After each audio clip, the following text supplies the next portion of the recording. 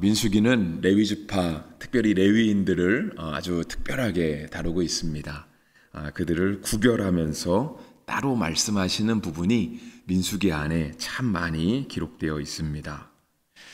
오늘 본문도 그렇고요. 우리가 어저께 살펴본 본문도 역시 레위 지파에 대한 특별한 임무, 그들이 하나님 앞에서 구별된 사람들이다라고 하는 것을 보여주고 있습니다. 우리가 레위 지파가 이렇게 특별하다라고 하는 그 부분을 실은 이렇게 17장 마지막 부분에서부터 우리가 이제 어제도 보기는 했지만 17장 마지막에서 볼 수 있는데요. 17장이 끝나는 마지막 두 절은 이제 고라의 반역 사건을 종결지으면서 이와 같이 이야기하고 있습니다. 17장 12절과 13절인데요. 이스라엘 자손이 모세에게 말하여 이르되 보소서 우리는 죽게 되었나이다. 망하게 되었나이다. 다 망하게 되었나이다. 가까이 나아가는 자 곧 여호와의 성막에 가까이 나아가는 자마다 다 죽사오니 우리가 다 망하여야 하리이까 했습니다. 그러니까 고라의 반역 사건, 고라는 레위 지파였죠. 그리고 뜻을 같이 하는 르우벤 지파의 다단과 아비람 또 온 그 가문들과 함께 모세와 아론을 대항했습니다. 그런데 이제 하나님의 뜻은 모세와 아론에게 있었고요. 하나님께서는 고라 일당을 아주 순식간에 다 이렇게 심판을 하셨습니다. 그리고 과연 누가 하나님의 사람인가, 누가 특별한 사람인가라고 하는 것을 아론의 쌍난 지팡이를 통해서 보여주셨습니다.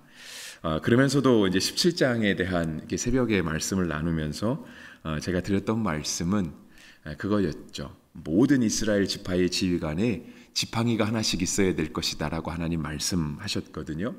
그러니까 제사장으로서 성막에서 일하는 사람은 그 아론의 지팡이에서 싹이 나므로 아론의 가문이라고 하는 것이 정해지긴 했지만 실은 나머지 11지파들에게도 각 지파를 인솔할 수 있는, 그들을 인도해야만 하는 아주 막중한 사명이 있었다라고 하는 것은 우리가 17장에도 살펴보았습니다.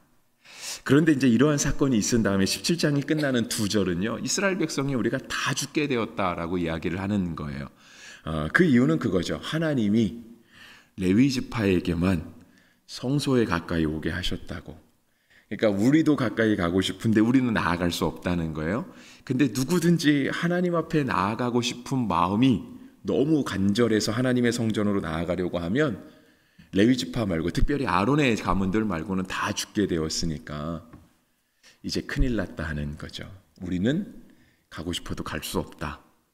그러니까 17장이 끝나는 두 절은 그거예요.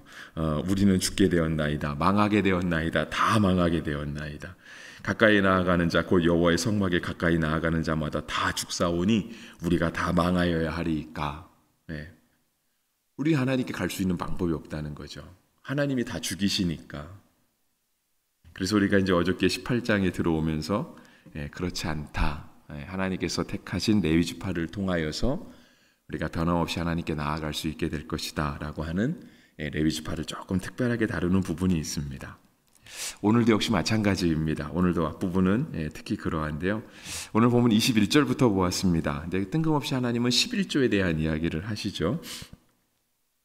21절 보시면은요, 내가 이스라엘의 11조를 레위 자손에게 기업으로 다 주어서 그들이 하는 일 곧 회막에서 하는 일을 감다니 이후로는 이스라엘 자손이 회막에 가까이 하지 말 것이라 죗값으로 죽을까 하노라 했습니다. 하나님께서 다시 새롭게 제시하신 길은 바로 11조였습니다. 이스라엘 백성이 원래 하나님께 나아가고 싶은 마음이 있는데 가면 하나님께서 레위 지파 제사장들 말고는 다 죽이시기 때문에 갈 수 있는 길이 막혔을 때 하나님은 길을 열으시는 분이죠. 길을 열으신다라고 할 때 구약이 말하고 있는 그 길은 11조, 특히 오늘 본문이 말하고 있는 제도는 11조이었습니다. 그거를 레위 지파에게 드리라라고 하는 거죠. 왜냐하면 레위 지파는 하나님 앞에서 따로 받은 기업이 없었습니다. 그렇기 때문에 이 레위 지파는 이스라엘의 11지파가 11조를 주지 않으면 사실상은 밥을 못 먹었습니다. 옷도 못 입었고요. 생활을 영위할 수가 없었죠. 왜냐하면 하나님이 땅을 주지 않으셨기 때문에 그들에게 농사를 지으라고 말씀하시지도 않았고 양을 치라고도 말씀하지 않았고 어떤 특별한 수익의 구조가 없었기 때문에 온전히 성막에서 일해야 했기 때문에 그래야 했던 것입니다. 네, 하나님께서 하나님께 나아갈 수 있는 길, 레위 지파를 세우는 길이다라고 말씀을 하셨던 거죠. 그런데 이제 이러한 레위 지파가 아주 특별한 대우를 받는다고 해서 그들은 하나님 앞에서 조금 자유로운 존재인가? 그러니까 남들은 회막에 들어갔다 그러니까 회막은 곧 성막이죠. 하나님의 만남의 장막. 이곳을 마음대로 출입할 수 있다고 해서 이들은 하나님 앞에 면제 특권이 부여되는가? 그러니까 하나님이 특별하게 여기신다고 해서 그들은 다른 이스라엘 여러 지파와 다르게 살아도 되는가라고 하는 것을 볼 때 오늘 성경은 절대 그렇지 않다라고 이야기를 하십니다. 그러니까 23절에 그러나 레위는 회막에서 봉사하며까지 나와 있습니다. 그죠? 레위는 회막에서 봉사하라고 하나님이 정해주신 건 맞습니다. 그런데 그들이라고 하여서 죄가 없다라고 하는 것은 아닙니다. 그러니까 자기들의 죄를 담당할 것이요 라고 적혀 있습니다. 그러니까 우리가 어떤 특별한 일을 맡았다고 해서 그 일이 곧 우리의 무죄함을 증명하는 것은 아니고요. 우리가 특별한 곳에서 일한다고 해서 우리가 죄를 짓지 않는다라고 하는 것을 보장하지는 않는다는 거예요. 그러니까 레위지 사람들도요, 성막에서 일할 때 죄 지을 수 있습니다. 그러니까 우리가 거룩한 일을 하던 또 거룩하지 않은 일을 하던, 그러니까 그것은 구약의 기준에 의해서 그렇습니다. 그러니까 우리가 예수님 시대에는 모든 것이 다 성직이죠. 교회만에서 일하는 게 성직이 아니고 또 목회자만이 레위 지파가 아니고 먼저 믿은 우리가 다 하나님 앞에 레위 지파이고 우리가 하는 일은 다 하나님 앞에 거룩한 성직입니다. 그럴 수 있는 것이 아니고 저는 다 성직이라고 믿습니다. 우리 아이들이 꿈을 꾸고 있잖아요. 우리 아이들 오늘도 몇 명 이렇게 와주었지만 우리 아이들이 꾸는 꿈이 꼭 교회에서 일하는 일이 아니라 하여서 그들이 꾸는 꿈이 소위 말해서 세상에 속된 꿈은 아니잖아요. 세상에 천박한 꿈도 아니고요. 우리가 하나님 앞에 기도할 때 하나님 앞에 거룩한 비전을 달라고 하나님의 마음을 달라고 기도하거든요. 그렇다라고 한다면 우리 아이들의 꾸는 꿈은 다 하나님 주신 거룩한 성직이 되는 거죠. 근데 그것이 꼭 아이들 뿐이겠습니까? 우리 어른들도 마찬가지죠. 우리 어른들도 다 우리가 삶을 살아가며 오늘 우리의 손으로 감당하는 일이 하나님께 영광 돌리는 일이 되기를, 하나님의 기뻐하시는 일이 되기를 기도하고 있는 것, 그것이 변함이 없다라고 한다면 우리가 하고 있는 일 모든 일은 다 하나님 앞에 구별되고 거룩한 일인 줄을 믿습니다. 그런데 오늘 본문은요, 그렇다고 하여서 우리에게 죄가 없는가? 그거는 아니다라고 하는 거예요. 레위인은 회막에서 일하지만 자기들의 죄를 담당해야 될 것이다 라고 얘기해요. 이것을 새한글 성경에서는요 이렇게 번역했습니다. 레위 사람들은 만남의 천막에서 일을 해야 한다. 그들의 잘못은 그들 자신이 책임져야 한다. 이것은 너희 자손 대대로 지킬 영원한 규정이다 라고 했습니다. 민수기에서는 레위 지파만을 아주 특별하게 구별하면서 그들만이 하나님의 성전에 갈 것이다. 어떤 그들이 이스라엘의 다른 지파의 11조를 받아서 먹게 될 것이다 라고 했지만 그것 자체가 꼭 그들을 거룩하게 구별하여 주거나 보장해 주는 것은 아니다 라고 말씀합니다. 그것은 오늘 새벽을 지키는 우리에게도 마찬가지이고요, 성도로 살아가는 우리에게도 동일하게 적용됩니다. 우리가 거룩한 무리, 성도라는 뜻이 그거 아닙니까? 거룩한 무리. 우리가 성도로 부름받고 그리스도인이라 부름받고 교회 다닌다고 하여서 우리에게 곧 죄가 없다라고 하는 것은 아니고요, 우리가 하나님 앞에 할 때까지는 우리도 우리의 스스로의 죄를 담당하여야만 할 것입니다. 그래서 죄에서 자유로울 수 있는 사람은 아무도 없는 것이죠. 레위인도 마찬가지고 제사장도 마찬가지이고, 우리가 이제 레위기에 보면은요, 이제 민수기는 레위기 다음 책인데 레위기는 하나님 앞에 제사를 드리는 법을 쭉 설명하고 있습니다. 그러니까 5가지 제사라고 이야기를 하잖아요. 5가지 제사를 드리는 장면을 1장부터 5장까지 각 장에서 한 장씩 언급하고 있습니다. 그렇게 제사를 드리는 법을 쭉 설명하다가 6장부터는요, 그러면 이러한 제사를 언제 어떻게 드릴 것이냐에 대한 이야기를 합니다. 6장, 7장 그런 얘기를 하고요. 8장에서 이제 제사장을 위임을 하고 제사장 옷에 대한 이야기를 합니다.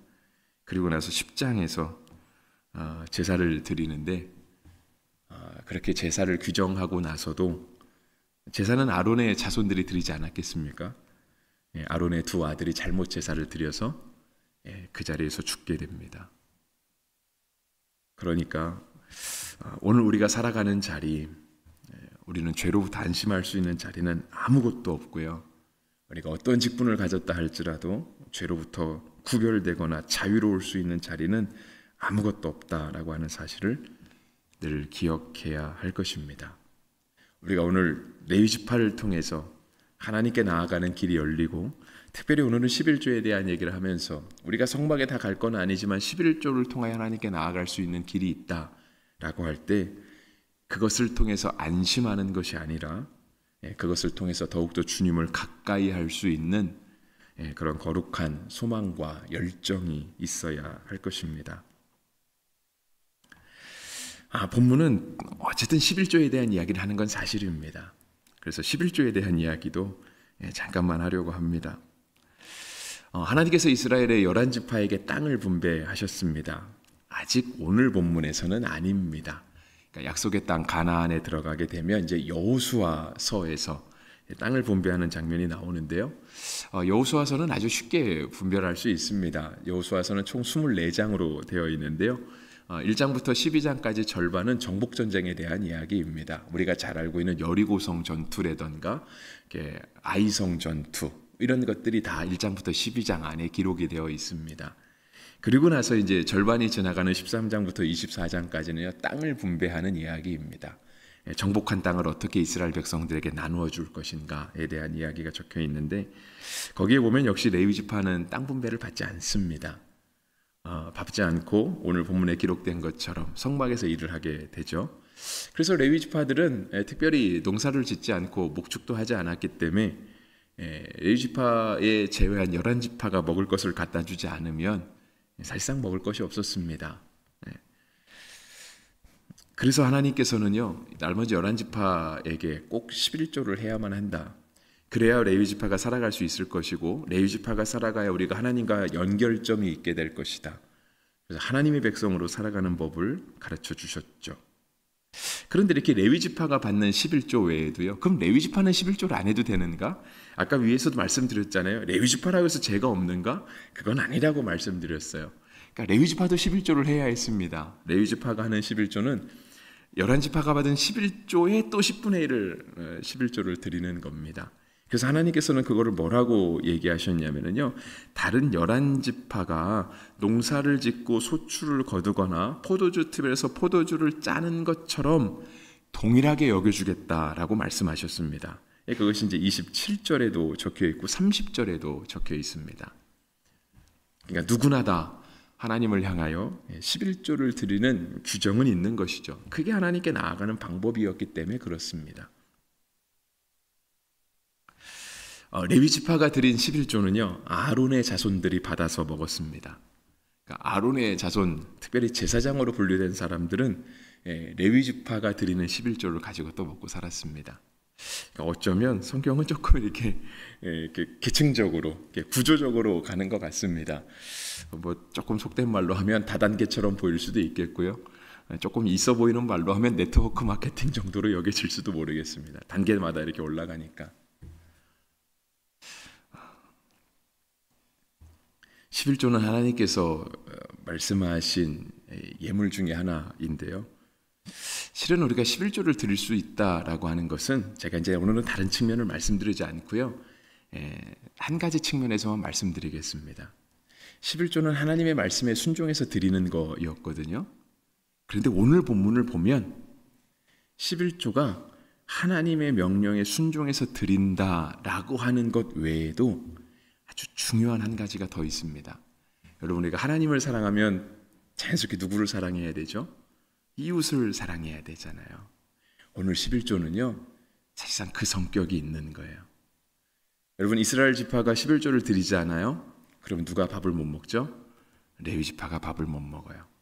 이스라엘 백성은 하나님의 명령에서 순종해서 11조를 할 수 있겠지만, 그들이 하나님을 사랑해서 11조를 하는 것, 행위를 하지 않으면 그들과 함께 살아가는 이웃, 함께 신앙을 가지고 살아가는 레위 지파가 굶어 죽게 되는 거예요. 그러니까 하나님을 사랑해서 드리는 이 11조가 오늘은 레위 지파를 사랑하는 이웃 사랑의 증거로 나타나게 되는 거예요. 하나님께서 11조를 하면 복 주실 거예요. 우리는 대부분 우린 말라기의 말씀을 주로 언급하거든요. 하나님께서 하늘의 문을 열으시고 쌓을 곳이 없도록 복을 부어주지 아니하나 보라. 하나님을 시험하라고 말라기가 얘기해. 그래 11조 하면 하나님이 우리에게 쌓을 수 없는 복을 주시. 우리가 주로 11조 할 때 생각하는 말씀은 바로 그 구절이에요. 11조의 원리는 꼭 복받기 위함은 아니고요. 오늘 본문에서 말하는 첫 번째는 하나님께 나아갈 수 있는 길이었어요. 왜냐하면 11조를 드릴 수 있다는 얘기는 나에게 있는 모든 것이 하나님의 것이다라고 하는 믿음이 있을 때 드릴 수 있거든요. 그 믿음이 있을 때 10개 중에 하나를 떼어드릴 수 있는 거예요. 그리고 10개 중에 하나를 떼어드리면서도 마음 아파할 수 있는 거예요. 하나님께 다 받았는데 하나님께 다 받았으면 하나님께 다 드려야 되는 거 아닙니까? 근데 하나님, 우리가 현실을 살아야 하니 우리도 밥도 먹어야 되고 자녀 교육도 시켜야 되고 오늘처럼 황금 연휴가 있으면 자녀들과 여행도 가야 되고 하니 하나님께 다 받은 게 맞지만 하나님께 다 드릴 수는 없습니다. 그런데 하나님께서 10개 중에 하나만 드려도 된다고 하니까 하나만 드리겠습니다. 하나님께 나아가는 믿음의 길이었던 거거든요. 근데 그거 외에도 오늘 11조가 말하는 건 이웃 사랑의 몫이 있다라고 하는 거예요. 하나님 이걸 드림으로 말미암아 우리와 함께 살아가는 레위 지파가 살아나게 될 것입니다. 이거를 드림으로 말미암아 우리가 이웃을 사랑하는, 내 몸과 같이 이웃을 사랑하는 그 사랑의 증거가 될 것입니다라고 보여주시는 거죠. 근데 그렇게 레위 지파도 11조를 받아서요, 레위 지파는 또 다른 11조를 해야 했습니다. 그러니까 11조에 11조를 해야 되는 거죠.